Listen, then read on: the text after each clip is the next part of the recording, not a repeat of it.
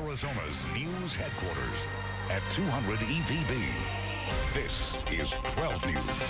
So much for joining us on this Sunday night. I'm Kim Covington. Breaking news tonight. Firefighters rushing to their second near drowning of the day. It's been an absolutely brutal weekend for children in pools. Yesterday, 2 young girls drowned, and today, 2 more children come dangerously close. Ed Tribble started the day off at 1 near drowning and ended up at the second, both in Mesa. He joins us live now from the Carton Children's Hospital. Ed?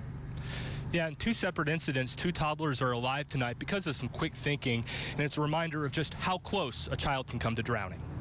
Deandra Elmer was in her apartment this afternoon when she heard a bone-chilling scream come from the pool. You see the baby getting pulled out of the pool. She was limp and, she wasn't all there. She was unconscious. Her eyes were in the back of her head. Her mom called 911 as a bystander frantically performed CPR. Paramedics arrived within minutes. We pulled her out and the baby started throwing up. And she was okay. They believe she just swallowed water, but it's scary, being 18 years old and watching a 2-year-old almost drown. A family member tells us they were watching from afar and took their eyes off the toddler for just a minute. You never know what's going to happen. It's the 4th water-related incident involving a child since yesterday. Bottom line is we need to be aware. Summer is here, and our babies are the most important asset we got. We better act like it. Earlier in the day, another near drowning in Mesa. A 2-year-old girl was found floating in the pool. When we first arrived, she was blue and very scary and very small, very small. You just want to do everything you can. In this case, a 9-year-old boy saved his 2-year-old sister's life by performing CPR he learned watching TV. It worries me because you cannot take your eyes off children. You cannot turn your back. You can't assume anything. Now, both children were crying shortly after their rescue. Firefighters say that's generally a pretty good sign for a recovery. Reporting live from Mesa, Ed Tribble, 12 News. Thank you, Ed. Today's close calls were frightening for everyone involved, but things could have ended differently. Yesterday, 2 families weren't as lucky. Today, another Mesa family is heartbroken, mourning the loss of their 3-year-old daughter. The little girl drowned yesterday in her family's backyard pool. Firefighters say the toddler was swimming with her 6 brothers and sisters while their parents stayed inside the home. The kids got out of the pool, all except the 3-year-old. Her father found her floating in the water and tried CPR, but it was just too late to save the little girl. She was pronounced dead at a local hospital. Mesa firefighters say several safety precautions were in place, including a pool fence, but there is no replacement for adult supervision.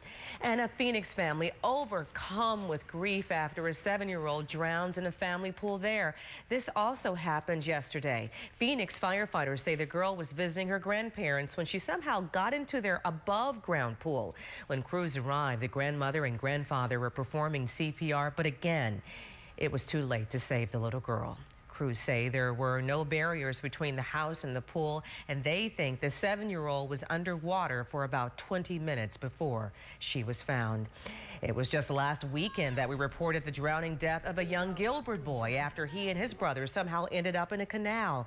This weekend, a group of people gathered at Polar Ice in Gilbert for a car wash to help raise money for the family of 6-year-old Brennan Thompson.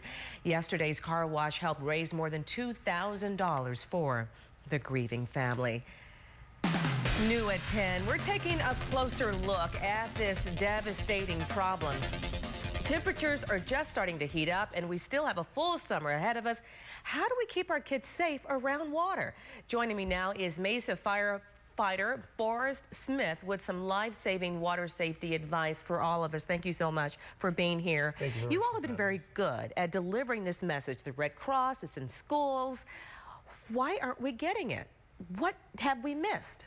Well, one thing that we think it may have something to do with is that there's a syndrome out there where people think it may not just happen to them.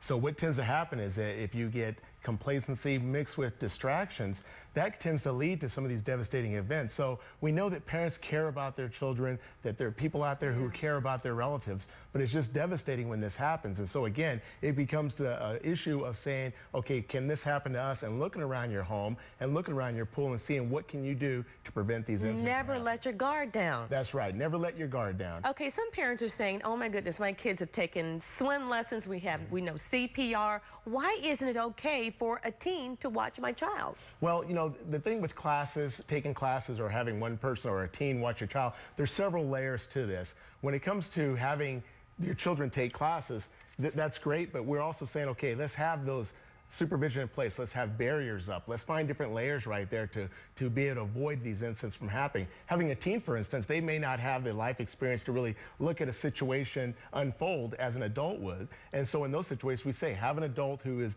who's overseeing the pool and whose primary job is to watch the children. And again, we often see accidents occur when there's a crowd, when there's a party, when you think, you know, there are enough people to watch, but that's when you see a lot of danger. That sure is. That's the thing that we want to stress also. We go back to saying, okay, have a person who is watching the children. You may use some sort of a device like this, a tag like this, or have a hat that person wears that says they're the one who's designated to watch the children. They keep an eye only on the children in the pool. They do a head count, and they make sure that when everybody's out of the pool, that all children are out. And very quickly, the right way to do CPR.